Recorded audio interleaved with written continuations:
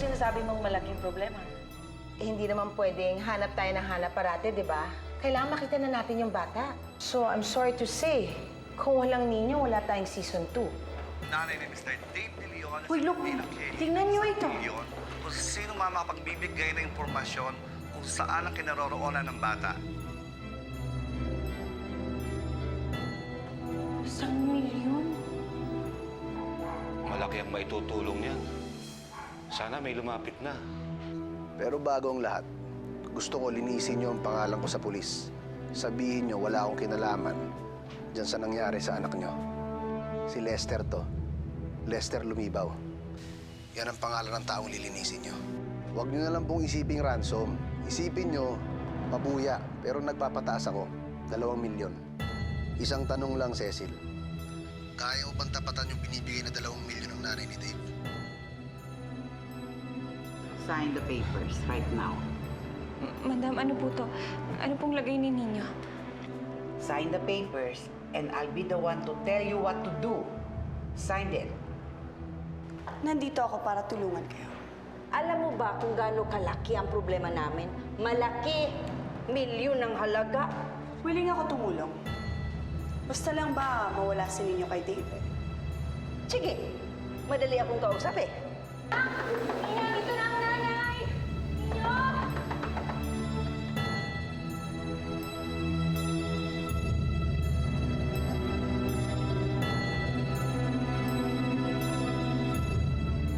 Niloko lang niya tayo.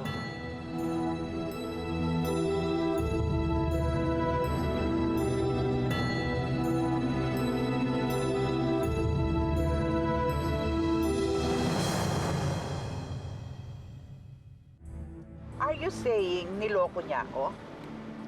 Well, unless mag-testify ang bata na kinidnap siya ni Lester. Mahina ang kaso natin, Miss Kelly. Whatever. We'll deal with him later. Pero kukunin natin ang bata sa maginang yon. Just because sila ang nagbigay ng reward sila na ang mag-uwi sa bata. Si Helen ang nakapirma sa birth certificate ni Ninyo. At pumirma rin siya sa isang kasunduan na nagbibigay ng lahat ng karapatan kay Gwyneth bilang isang ina. Tama ba, Helen? So, ibig mong sabihin, useless lahat ng papeles na yon? Sa ngayon, si Dave lang ang may karapatan na i-contest ang custody para sa bata. Wala nang iba. Did you hear that? Narinig mo ang sinabi ni attorney? Ha? Stop the car! Out! Out!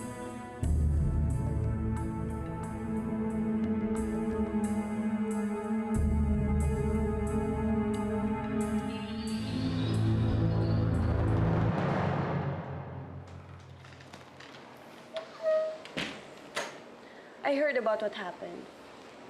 Pinalabas na siya sa news. So, how's Mama? Ay pagkita sa lawyer. Hinahanap ka nga eh. Ay, nako. Ginagawa lang niya akong alalay, no? Eh, ano sabi mo? Ano pa? Hindi nagdahilan ako. Bakit, Borge? Are you still waiting for my surprise? Hindi, no? Ayoko lang makagulo ka pa sa paghahanap kay Ninyo. Saan ka ba kasi pumunta? Ano bang ginawa mo? I took care of a very important business for my future. Alam mo, kung hindi dahil sa'yo, hindi ko maasikaso yun eh. So I think you deserve to get your surprise. Ano pinagkasabi mo, Bianca? Gusto mo talagang malaman. Ika.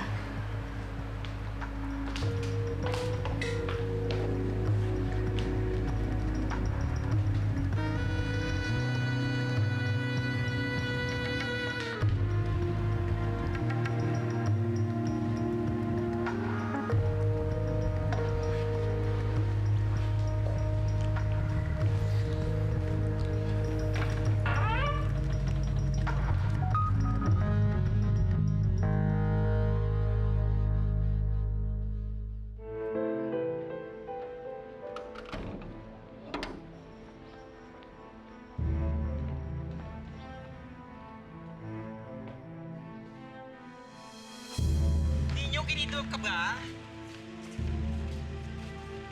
Saan ka ngayon uuwi? Sa Nanay Helen mo o kay Nanay Gwyneth mo?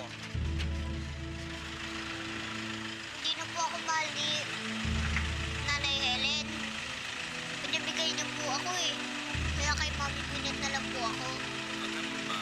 Saan ka magpapasko ngayon? Ay, di sa amin. Hindi totoo yan. Gwyneth, di ba? Hindi totoo yan. Mahal na mahal ka ng nanay.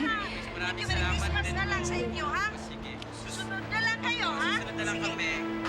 Okay, bye ninyo. Bye, Gwyneth. Bye-bye!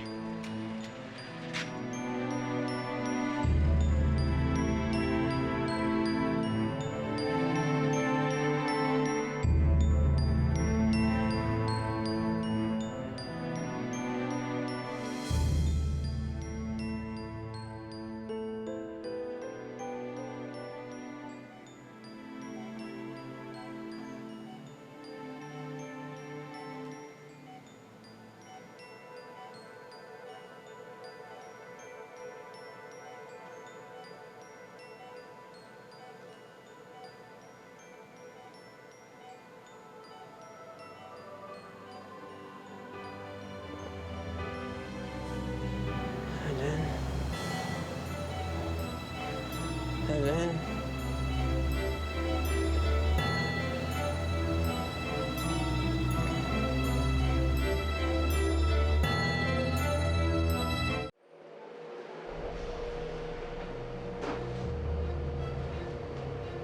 Dave? Dave? Finally, you're awake? Ha, anak? Dave?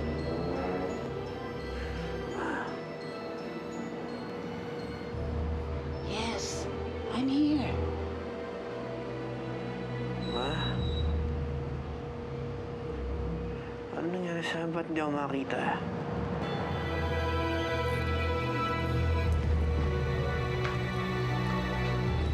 Doktor, ano nangyari sa anak ko? Bakit hindi siya makakita? Nabulag ba siya? Ma'am, huwag muna tayo magpanik. This can be caused by his injuries. Ang importante po, gising na po ang pasyente. Anak, nandito ko. I'm here. Ma, Yes. asan ako? Sa ospital ka. Ano nangyari sa akin? Wala akong makita. No. No.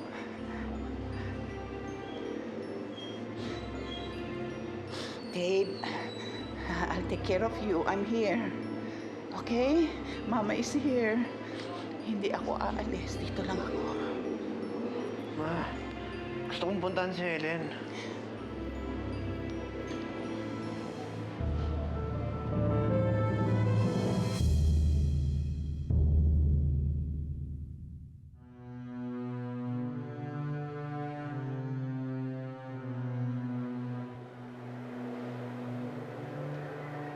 Borja, walang pwede makaalam nito.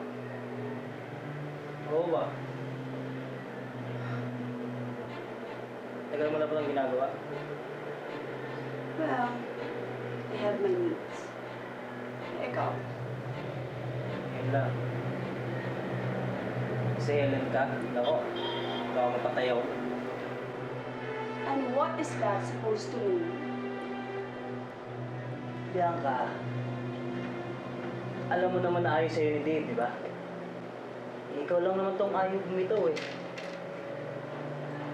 Alam mo, hindi talaga ako bibitaw.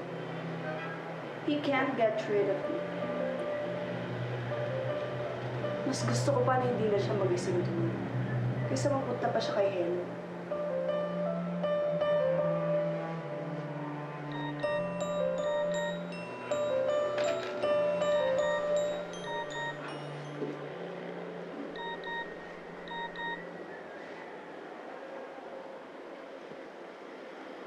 Oo.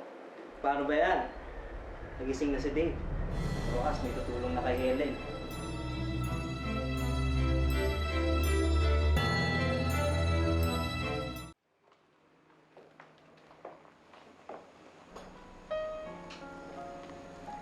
Kanino po itong kwarto na to?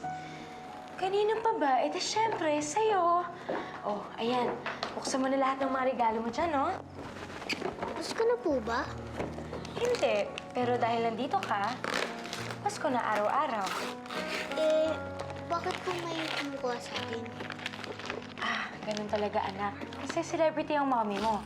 At dahil celebrity ako, celebrity ka na rin. Ninyo! Kumain ka muna, ha? Ginawan kita ng sandwich. Ayan. Ano po yan? Wala po bang pandesal? Ano ito? Bacon and ham on French baguette.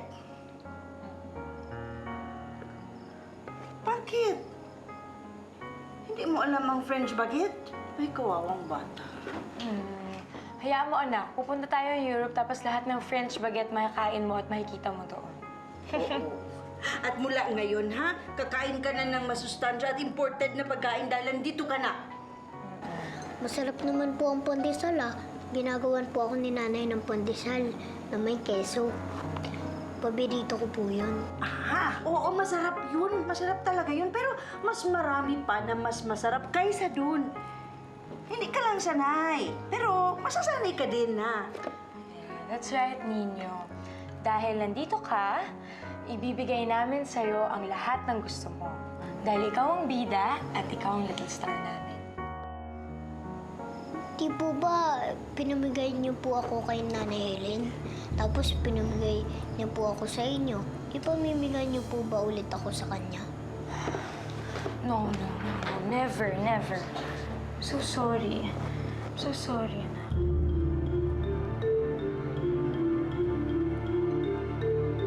Ako na lang ang mag-slice, ha? Kunat-kunat lang to kasi bagit ka eh.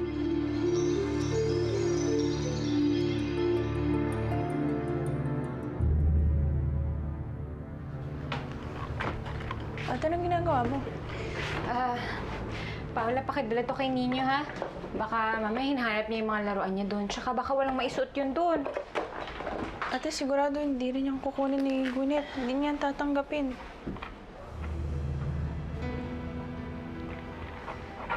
Sigurado hindi rin ito tatanggapin ni Ninyo dahil galit pa siya sa akin.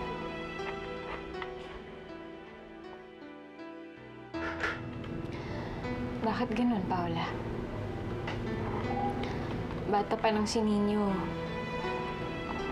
Wala na akong ibang gustong gawin kundi protektahan siya ganitong klaseng gulo. Pero hindi ko pa rin magawa.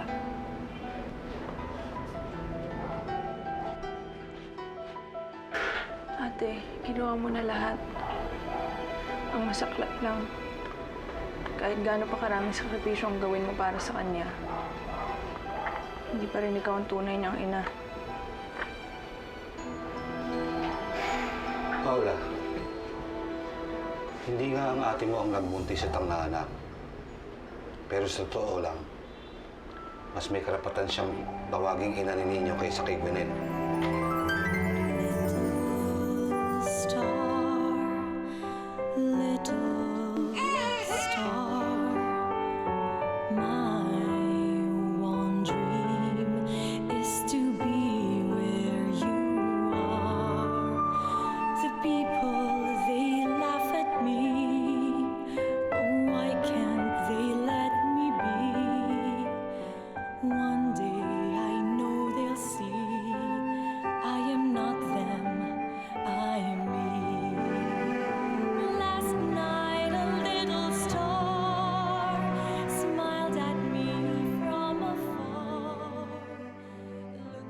Ate, gusto mo pa ba siyang kunin?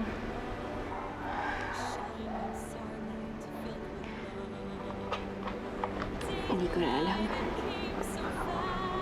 Wala na akong magagawa, Paula.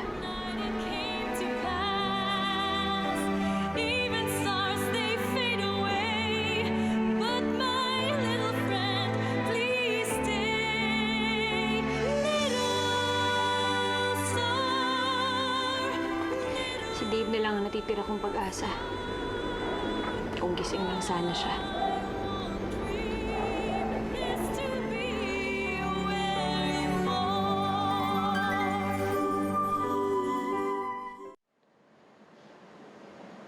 Ano nangyari sa akin? Gaano katagal na ako dito? Dave, 2 weeks ka nang comatose dahil sa bugbog sa'yo. Tama. Sa Punta Vedra. Naghihintay sa akin si Helen at si Nino. Ma, ano nangyari kila Helen? Anak, maraming nangyari. Malalaman mo rin. Pero sa ngayon, magpagaling ka muna. Kailangan mo ng lakas.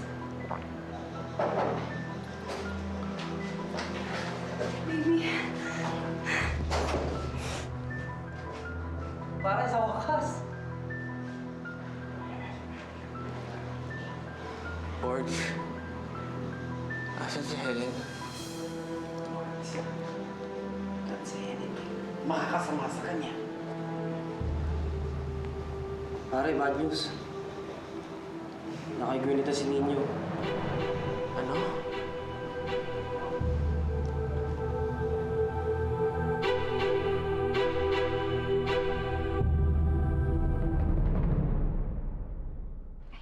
Paula, baka pwede din akong magtinta dun sa kakilala mo. Mag-iisip ako ng pwedeng ibenta. Ako, wag na dun. Mga kuripot ang mga babae ngayon dun eh. Ah, ganun ba?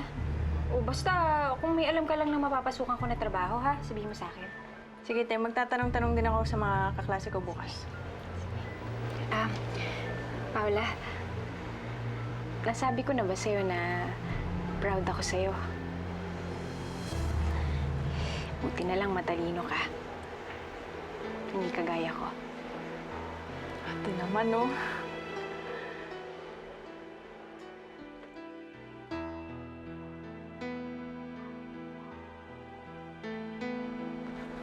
Sige na. Ingat, ha?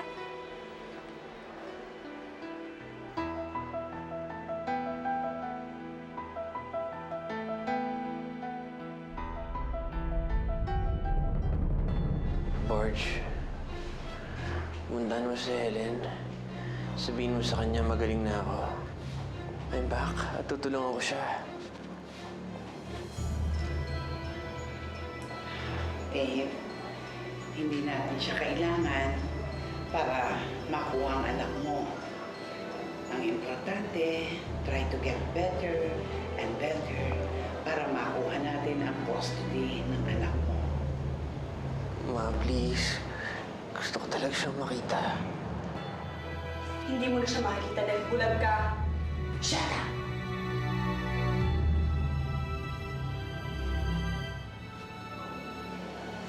Dave, anak. Bianca is your wife. Hindi dahil nakahiga ka rito, anak eh. Kukonsintihin ko na ang mga ganyan. Mali yun. Ma, sa papel lang kami kasal. Matagal na kaming hiwalay. At alam niya si Helen na mahal ko. Dave, can you please stop saying that? Huwag mo naman sayangin yung ilang taon nating pagsasama. Nagsama lang tayo sa isang bubong. Dahil sinabi mo sa akin, buntis ka. Hindi mo ba nasabi kay Mami yun? George, dali mo si Helen dito, please.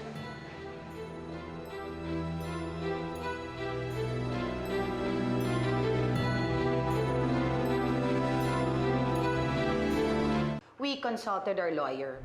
Since may kasunduan kay ni Helen at tinurn over naman niya sa inyo si Nino, hindi tayo magkakaproblema. Good. That's very good. Ibig sabihin, ha? Mayroon tayong season 2. Thank you. Ang kailangan ayusin ang mga papeles ng bata at mailipat na sa pangalan mo as soon as possible. We'll help you in that department.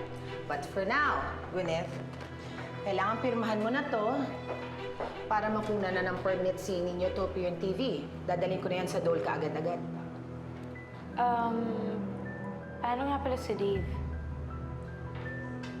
Well, habang nakakoma siya wala naman siya magagawa, di ba? At kahit gumising siya, hindi naman niya agad-agad makukuha ang bata.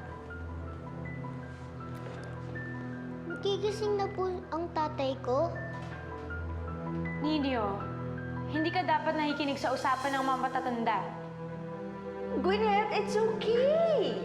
It's okay. Oo, mangyayari yun, ano? Na, magigising ang tatay. Magkakaroon ka ng mommy at saka ng daddy. Gusto mo yun, hindi ba? Sige, sit down ka muna dito.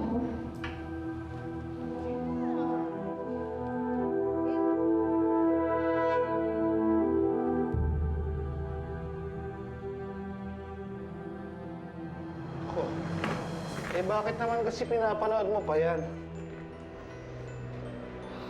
Dapat hindi ko nalang pinirmahan yung kasunduan eh.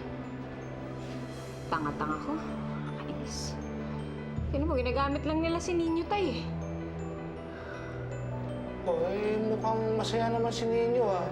Oh. Abay, dapat eh maging masaya tayo para sa kanya. Hindi nga natin alam kung masaya ba talaga yung bata eh. Paano na lang kung wala na yung camera? Ganyan pa rin kaya sila kay Nino. Helen? Oh, may tao. Helen?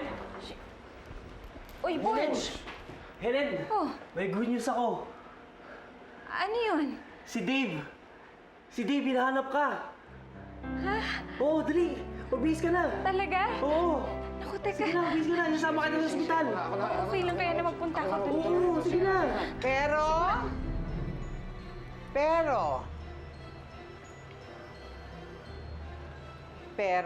Madam,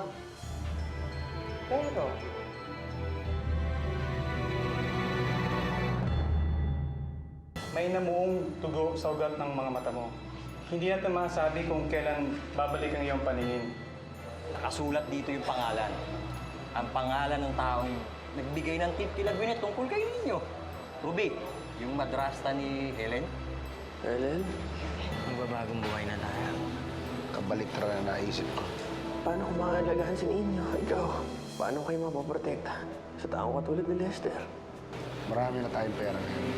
Mas madali nang gumanti at maningil. Nag-iisip na nga kami ng creative eh. Ng twist para sa ending ng season 1. Pwede yung pasabog ng season 2. Ha? Pwede tayo magpasok ng bagong karakter. Yaya, for example. Ha? Think about it, Helen. It's like hitting two birds with one stone. Lagi mo na makasama si Nino, tapos kumikita ka pa.